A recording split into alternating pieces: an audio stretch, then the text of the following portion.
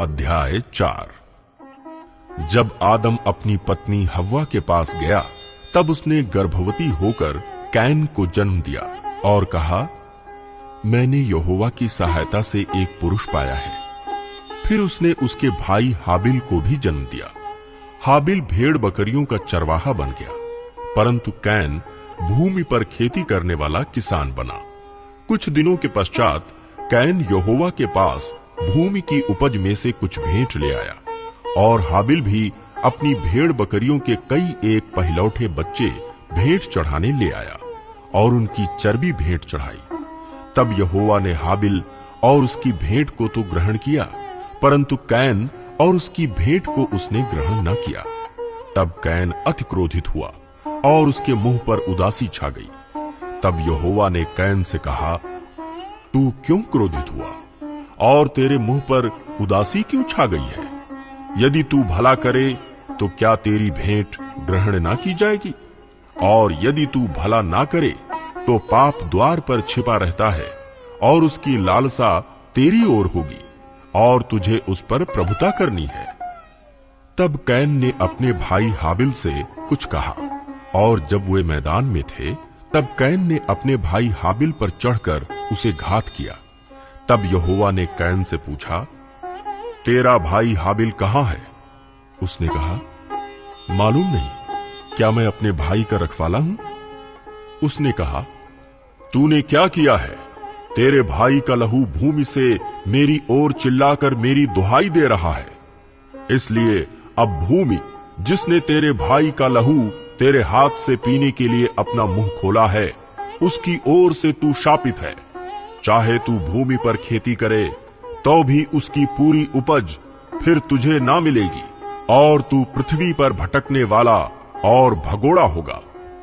तब कैन ने यहोवा से कहा, मेरा दंड सहने से बाहर है। देख, तूने आज के दिन मुझे भूमि पर से निकाला है, और मैं तेरी दृष्टि की आड़ में रहूंगा और पृथ्वी पर भटकने वाला और भगोड़ा रहूंगा, और जो कोई मुझे पाएगा मुझे घात करेगा। इस कारण यहोवा ने उससे कहा, जो कोई कैन को घात करेगा उससे 7 गुना बदला लिया जाएगा।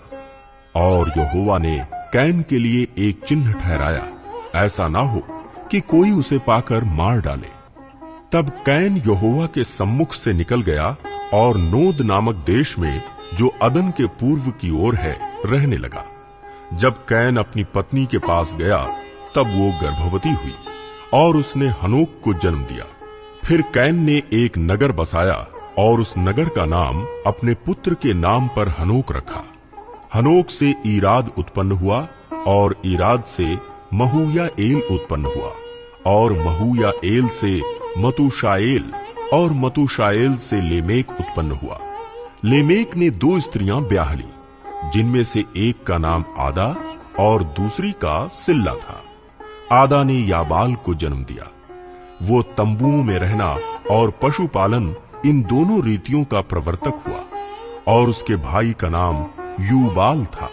वो वीणा और बांसुरी आदि बाजों के बजाने की सारी रीति का प्रवर्तक हुआ। और सिल्ला ने भी तूबल कैन नामक एक पुत्र को जन्म दिया। वो पीतल और लोहे के सब धार वाले हथियारों का गढ़ने वाला हुआ। तूबल कैन की बहिन नामा थी। और लेमेक ने अपनी पत्नियों से कहा, हे आदा और हे सिल्ला, मेरी सुनो। हे लेमेक की पत्नियों, मेरी बात पर कान लगाओ। मैंने एक पुरुष को जो मुझे चोट लगाता था, अर्थात एक जवान को जो मुझे घायल करता था, घात किया है। जब कैन का बदला 7 गुना लिया जाएगा तो लेमेक का 77 गुना लिया जाएगा। आदम अपनी पत्नी के पास फिर गया और उसने एक पुत्र को जन्म दिया, और उसका नाम ये कह के शेत रखा, परमेश्वर ने मेरे लिए हाबिल के बदले, जिसको कैन ने घात किया, एक और वंश ठहरा दिया है। शेत के भी एक पुत्र उत्पन्न हुआ, और उसने उसका नाम एनोश रखा। उसी समय से लोग यहोवा से प्रार्थना करने लगे।